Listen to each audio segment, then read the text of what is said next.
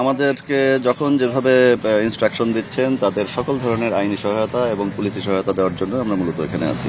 আপনাদের কাছে আহ্বান থাকবে, বার্তা থাকবে, আজকে যদি আমরা হেরে যাই আমরা আর কোনোদিনই মাথা উঁচু করে দাঁড়াতে পারবো না। আমরা একটি ন্যায্য দাবিতে আন্দোলন করছি কোটা সংস্কারের জন্য। সেই আন্দোলনের জন্য আজকে যদি আমাদের জীবন দিতে হয় আমাদেরকে জীবন দিতে হবে। আজকে যদি আমরা হেরে যাই, আজকে রাতে যদি আমরা প্রতিরোধ করতে না পারি আমরা কিন্তু আর কখনোই পারবো না। আপনারা প্রস্তুত হন, সকলেই আমি জানি ক্যাম্পাস এলাকার আশেপাশে আছেন, আপনারা ক্যাম্পাস এলাকার আশেপাশে থাকুন, নিজেদের মতো গ্রুপ করে সংগঠিত হন। মেয়েরা আপনারা হলে অবস্থান করুন, হলে আপনারা মিছিল শুরু করুন।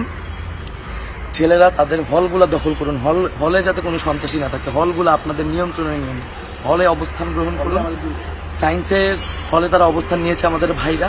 আমরা কিছুক্ষণের মধ্যেই মিছিল শুরু করবো, তবে বিচ্ছিন্নভাবে সমন্বয়হীনভাবে আপনারা কেউ কোনো ধরনের প্রতিরোধে যাবেন না। আমাদেরকে একত্রে ঐক্যবদ্ধভাবে এই প্রতিরোধ গড়ে তুলতে হবে। আমরা কথা দিচ্ছি আমরা আজকে থাকবো, যতক্ষণ না বিজয় হচ্ছে আমরা মাঠ ছেড়ে যাব না।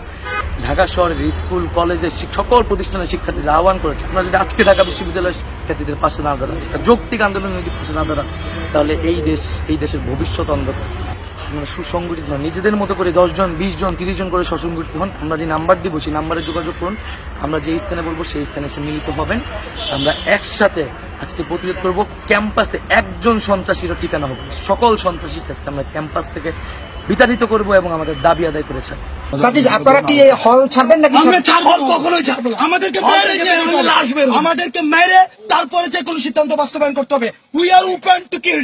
আমাদের এখন মেরে ফেলবে।